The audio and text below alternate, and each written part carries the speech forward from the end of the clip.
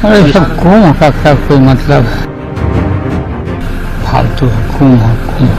लालू यादव के कुंभ फालतू है बयान ने बिहार की सियासत में हलचल मचा दी है और राजनीतिक पार्टियों में वार पलटवार शुरू हो गया है। सो नमस्ते, मैं हूं आपके साथ सोनी और आप देख रहे हैं वयम भारत।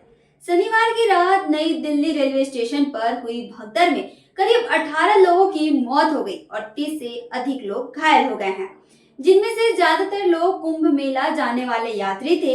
इस हादसे के बाद आरजेडी सुप्रीमो लालू यादव ने रेलवे को दोषी ठहराया और कुंभ के आयोजनों पर सवाल उठाते हुए उसे फालतू करार दिया। इसके बाद बिहार में राजनीतिक माहौल गर्मा गया है और अब विभिन्न पार्टियां एक दूसरे पर तीखे वार कर रही है। बीजेपी ने लालू यादव के इस बयान पर जमकर पलटवार किया। किसी की धार्मिक अस्मिता पर चोट करने वाला लालू प्रसाद जी का यह बयान घोर निंदनीय है।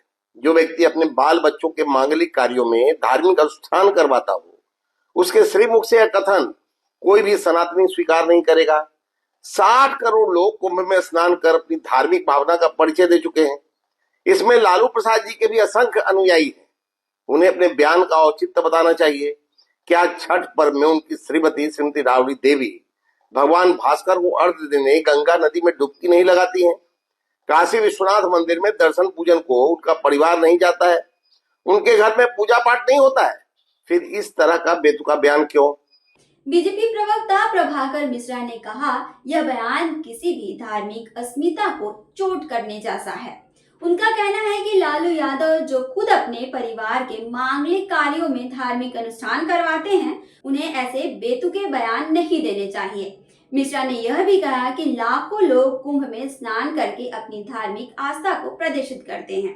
ऐसे में लालू यादव को अपने बयान का औचित्य बताना चाहिए। राबड़ी देवी छठ पूजा करती हैं, तो क्या वो गंगा स्नान नहीं करती? काशी विश्वनाथ मंदिर में दर्शन को क्या उनका पूरा परिवार नहीं जाता? फिर लालू यादव का इस तरीके का बेतुके बयान क्यों?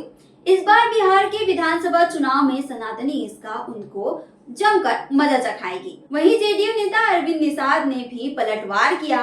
लालू यादव के महाकुंभ वाले बयान पर जवाब देते हुए जेडीयू प्रवक्ता अरविंद निषाद ने कहा, लालू यादव 2004 से 2009 के बीच रेल मंत्री थे। उस दौरान रेलवे में 51 दुर्घटनाएं हुई और 370 रेलवे क्रॉसिंग की घटनाएं हुई। उनके 5 वर्षों के रेल मंत्री के कार्यकाल में कुल 1034 लोगों की मृत्यु हुई थी। आदरणीय लालू प्रसाद यादव जी भारतीय सभ्यता संस्कृति को नकार रहे हैं और कुंभ को फालतू बता रहे हैं। यह दुर्भाग्यपूर्ण बात है। आदरणीय लालू प्रसाद जी रेलवे को भी सुझाव दे रहे हैं, लेकिन जब लालू यादव जी 2004 से 9 के बीच रेल मंत्री थे, उस दरमियान 51 दुर्घटनाएं हुई, 370 रेलवे क्रॉसिंग की घटनाएं घटित हुई और उस 5 वर्षों के दरमियान कुल 1034 लोगों की मृत्यु हुई। क्या लालू यादव जी अपने रेल मंत्रित्व के काल में रेलवे में जो सुधार किया जाना चाहिए था उसको आपने नहीं किया था, जिसके कारण 1000 लोगों की मृत्यु हुई? देखिए लालू जी, दुर्घटनाएं दुर्भाग्य से घटित होती है। इस प्रकार के हिंदू सभ्यता संस्कृति और रेलवे पर सवाल खड़ा करने की आज जरूरत नहीं है, बल्कि सहयोग करने की आवश्यकता है। जो अपने कार्यकाल में रेलवे में जो सुधार करना चाहिए था उसको आपने नहीं किया था, जिसके कारण 1034 लोगों की मृत्यु हो गई। दुर्घटनाएं दुर्भाग्य से घटित होती है। इस प्रकार से हिंदू सभ्यता और संस्कृति और रेलवे पर सवाल खड़ा करने की जरूरत नहीं है, बल्कि सहयोग करने की आवश्यकता है। हालांकि आरजेडी प्रवक्ता मृत्युंजय तिवारी इस बयान का बचाव करते हुए कहा कि लालू यादव का मतलब था कि कुंभ में जो व्यवस्था थी वे लचर थी, जिससे इतनी बड़ी संख्या में प्रभावित हुए हैं। तिवारी ने आरोप लगाया कि बीजेपी अपनी राजनीतिक चालों के लिए लोगों की जान से खेल रही है। इस बयानबाजी के बीच पूर्व केंद्रीय मंत्री और महामंडलेश्वर साध्वी निरंजन ज्योति ने भी लालू यादव पर जोरदार हमला किया। उन्होंने कहा, लालू यादव और उनके जैसे लोग सनातन धर्म पर चोट करने की कोशिश कर रहे हैं और जनता उन्हें इसका जवाब देगी।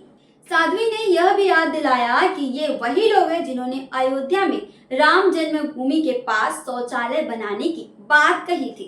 साध्वी ने कांग्रेस नेता राहुल गांधी और अखिलेश यादव पर भी तंज कसते हुए कहा कि कुंभ में उनका स्नान ठीक है, लेकिन इसे राजनीतिक रूप से इस्तेमाल करने की कोशिश ना करे। उनका यह बयान और तेज विवादों को जन्म दे रहा है। चुनावी साल में इस बयान से बिहार की सियासत गर्मा गई है और आने वाले समय में और भी बयानबाजियां देखने को मिल सकती है। सो डेली अपडेट्स के लिए आप देखते रहें वयम भारत।